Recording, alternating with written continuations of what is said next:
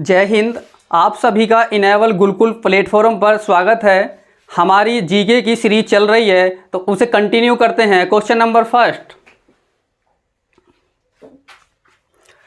Number first है, rig worm नामक बीमारी के कारण होती है? कवक, बैक्टीरिया, वायरस, मक्खियां।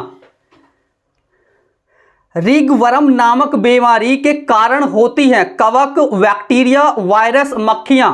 तो इसका आंसर आएगा कवक। रिग वर्म क्या है? रिग वर्म दाद, खाज, खुजली ये सब किससे होंगी? रिग वर्म नाम की बीमारी है। और होमे किससे हैं? ये कवक से होवे। एथलीट फुट रोग भी किससे होवे? कवक से होवे।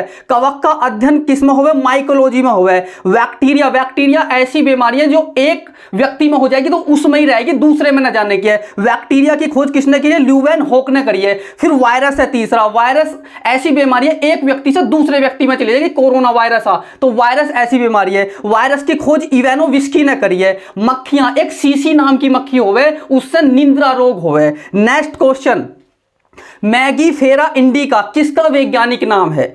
अमरूद, आम, आंवला, कटहल। मैगीफेरा इंडिका किसका वैज्ञानिक नाम है? अमरूद, आम, आंवला, कटहल। तो मैगीफेरा इंडिका किसका वैज्ञानिक नाम? आम का है। अमरूद का क्या है? सीडियम गुआइका। सीडियम गुआइका। आंवले का क्या है? फिलेटस एवेलिका। फिलेटस एवेलिका। कटहल का क्या है? आर्टोकार्पस। कटहल का क्या है? आर्टोकार्पस। नेक्स्ट क्वेश्चन, केकड़ा ब्लैंक है प्रजाति के अंतर्गत आता है? Mollusca, Cnidaria, arthropoda, Platyhelminthes. केकड़ा ब्लैंक है प्रजाति के अंतर्गत आता है? Mollusca, Cnidaria, arthropoda, Platyhelminthes. तो केकड़ा, इसका आंसर क्या आएगा? आर्थ्रोपोडा आएगा। केकड़ा हो, मकड़ी हो, मच्छर हो, तितली हो, सब काय में आएंगे? आर्थ्रोपोडा। आर्थ्रोपोडा संघ सबसे बड़ा संघ है। 80% जितने भी जीव है ना, सब आर्थ्रोपोडा के अंदर ही आमे हैं। मोलस्का में जितने भी जीव आएंगे ना, सब ऐसे आएंगे जिनकी त्वचा जो रहेगी ना बहुत सॉफ्ट मुलायम रहेगी, पर उन पे जो कवर्ड रहेगा वो हार्ड रहेगा, जैसे घोंगा। कवर्ड हार्ड रहेगा जैसे घोंगा। ठीक है। निडेरिया में कौन कौन आम है? जैसे हाइड्रा, मोंगा, मैंगा जो आम है, ठीक है, ये सब मूंगा वगैरह जो आम है, ये सब हाइड्रा में। जेलीफिश ये सब आएंगे तुम्हारे निडेरिया में। प्लेटीहेल्मिन्थेस में चपटे कृमि आम है। चपटे किसे कहते हैं? जो जीव बीच में से फिर पीछे की तरफ ना पतले होते चले जाएंगे, वे चपटे होमे, तो वे आएंगे। नेक्स्ट क्वेश्चन, आधुनिक आवर्त सारणी का आविष्कार किसने किया था? Faraday, Mendeleev, Newton, Bohr. आधुनिक आवर्त सारणी का आविष्कार किसने किया था? Faraday, Mendeleev, Newton, Bohr. तो इसका आंसर आएगा मेडलीफ। फैराडे, माइकल फैराडे 1831 में फैराडे का खोज करा। न्यूटन ने गति के तीनों नियम दिए। 1643 में इंग्लैंड में न्यूटन का जन्म हुआ। बोर तो हुए जैसे समरसेबिल करवा रहे हो तुम, ट्यूबवेल करवा रहे हो तो उसका गड्ढा जो है ना, उसका बोर कहेंगे, तो बोर तो कुछ नहीं है। नेक्स्ट क्वेश्चन है, मैथिली भाषा मुख्य रूप से किस राज्य में बोली जाती है? बिहार, असम, पश्चिम बंगाल, मेघालय।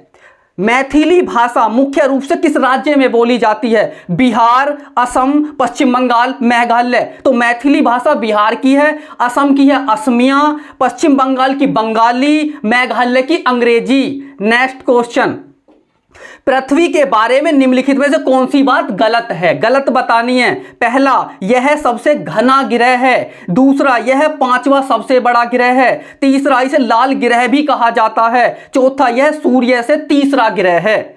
तो गलत बताना इसमें, पृथ्वी के बारे में निम्नलिखित में से कौन सी बात गलत है? यह सबसे घना ग्रह है, यह 5वां सबसे बड़ा ग्रह है, इसे लाल ग्रह भी कहा जाता है, यह सूर्य से तीसरा ग्रह है। तो ऑप्शन आएगा तीसरा, इसे लाल ग्रह भी कहा जाता है। लाल ग्रह कहा जाए मंगल को तो यू गलत हो जाएगा। इसे यह पहला ऑप्शन, यह सबसे घना ग्रह, घना मतलब घनत्व, सबसे ज्यादा घनत्व है इसका 5.51, सबसे ज्यादा घनत्व है इसका। यह 5वां सबसे बड़ा ग्रह है, यू बात बिल्कुल सही है। यह सूर्य से तीसरा ग्रह है, यू बात बिल्कुल सही है। बुध, शुक्र, पृथ्वी, मंगल, बृहस्पति, शनि, अरुण, वरुण 8 ग्रह, तो तीसरा, यू बात बिल्कुल सही है। नेक्स्ट क्वेश्चन, चांद बीबी ब्लैंक है की शासक थी?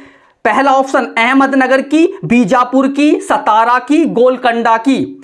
चांद बीबी ब्लैंक की शासक थी? अहमदनगर, बीजापुर, सतारा, गोलकोंडा। तो इसका आंसर आएगा अहमदनगर। अहमदनगर कहां पड़ेगा? महाराष्ट्र में। फिर है बीजापुर, बीजापुर पड़ेगा कर्नाटका में। फिर है सतारा, सतारा पड़ेगा महाराष्ट्र में। फिर है गोलकोंडा, गोलकोंडा आएगा हैदराबाद में। नेक्स्ट क्वेश्चन, राज्यसभा का सदस्य होने के लिए किसी भी व्यक्ति की उम्र कम से कम वर्ष होनी चाहिए?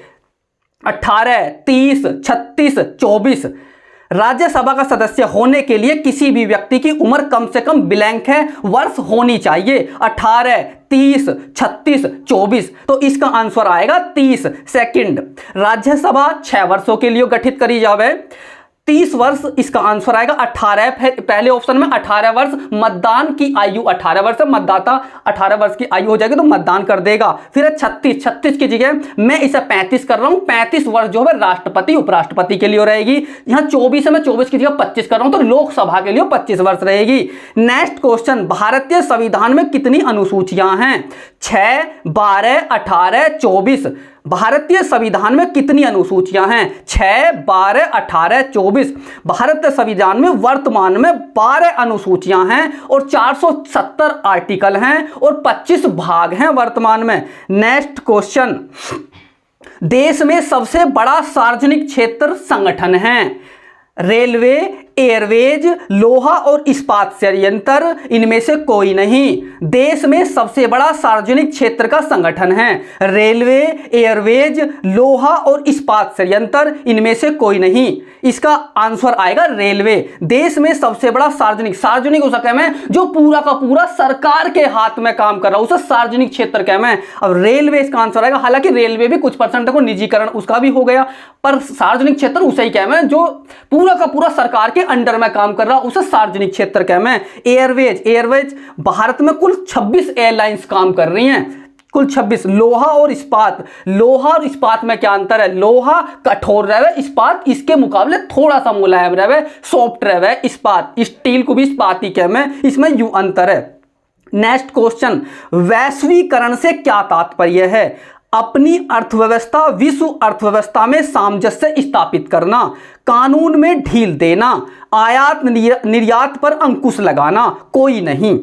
वैश्वीकरण से क्या तात्पर्य है? अपनी अर्थव्यवस्था विश्व अर्थव्यवस्था में सामंजस्य स्थापित करना, कानून में ढील देना, आयात निर्यात पर अंकुश लगाना, कोई नहीं। इसका आंसर आएगा पहला, अपनी अर्थव्यवस्था विश्व अर्थव्यवस्था में सामंजस्य स्थापित करना। वैश्वीकरण से क्या अर्थ है? वैश्विक से पता चल रहा होगा, तो मैं शुरू में ही पता लगा विश्व वैश्वीकरण तो एक देश बहुत सारे देशों से जुड़ा रहेगा, जुड़ने की कोशिश करेगा विभिन्न देशों से और उससे आयात निर्यात व्यापार करेगा, उसे वैश्वीकरण कहा जावे। तो अपनी अर्थव्यवस्था विश्व अर्थव्यवस्था में सामंजस्य स्थापित करना। दूसरा है कानून में ढील देना, ये उदारीकरण को बता रहा, कानून में ढील देना उदारीकरण का फार्मूला है। आयात आना, किसी देश से कोई चीज मंगाने आयात है, निर्यात इसी देश से दूसरे देश में भेजने निर्यात है, पर अंकुश लगाना, अंकुश मतलब रोक लगाना। तो इसका ऑप्शन पहला। नेक्स्ट क्वेश्चन, भ्रष्टाचार को नियंत्रित करने के लिए भारत सरकार का संगठन है? पहला केंद्रीय सत्कर्ता आयोग, दूसरा सुप्रीम कोर्ट, तीसरा केंद्रीय जांच ब्यूरो, चौथा नौकरशाही। भ्रष्टाचार को नियंत्रित करने के लिए भारत सरकार का संगठन है केंद्रीय सत्कर्ता आयोग, सुप्रीम कोर्ट, केंद्रीय जांच ब्यूरो, नौकरशाही। भ्रष्टाचार समझ रहे हो ना, जैसे कि नौकरी मिलनी चाहिए, पढ़ने वाले को मिल रही है, 10-20 लाख रुपए देने वाले को, तो ये भ्रष्टाचार है। तो भ्रष्टाचार को नियंत्रित कंट्रोल करने के लिए कौन है? केंद्रीय सत्कर्ता आयोग। इसका गठन 1964 में करा गया, ऑप्शन इसका पहला सही आएगा। सुप्रीम कोर्ट की बात करें, इसका स्थापना 28 जनवरी 1950 को करी गई ही।